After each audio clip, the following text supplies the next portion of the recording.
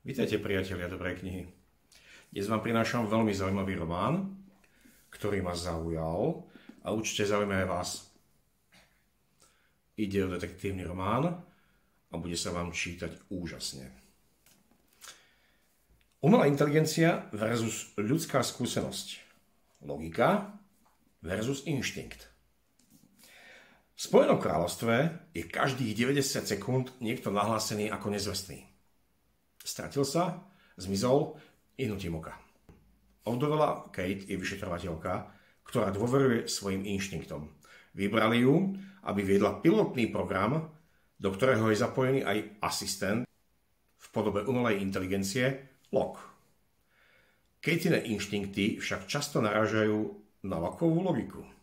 Na základe ich zistení sa Kate nadriadený rozhodne znova otvoriť dva odložené prípady nezvestných osôb. Locke je jediný, ktorý dokáže Kate pomôcť, čo najrýchlejšie získať potrebné informácie, keď sa pre ňu prípad stane príliš osobný. Keď sú v stavke životy, dokáže sa táto dvojica spojiť?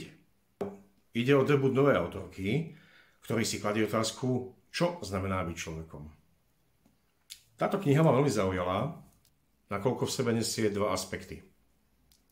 Jednak je to využívanie umelej inteligencie, jej logika, ako nám môže pomôcť a či vôbec. Druhou líniou deju je otázka morálky. Sám som nevedel, akým spôsobom sa získavali protilátky proti kiahňam.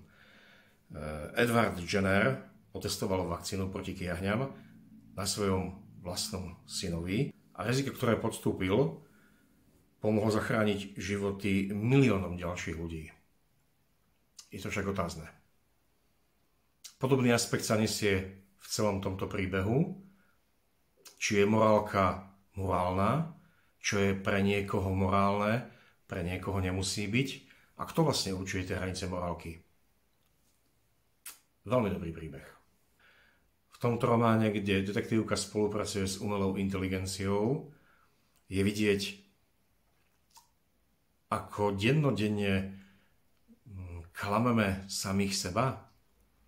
Táto otázka je hypotetická, pretože svojimi malými klamstvami, hovorím to v úvodzovkách, pretože tie klamstvá niekedy by sa lepšie ich nazvať, že nie všetci hovoríme na rovinu a pravdu v pravom slova zmysle, môže umelá inteligencia chápať v úplne iných dimenziách.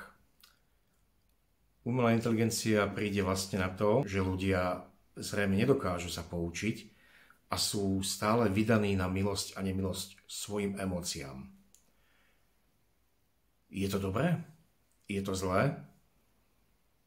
Ovplyvňujú nás emócie natoľko, aby sme sa nad tým zamýšľali nejak hlbšie?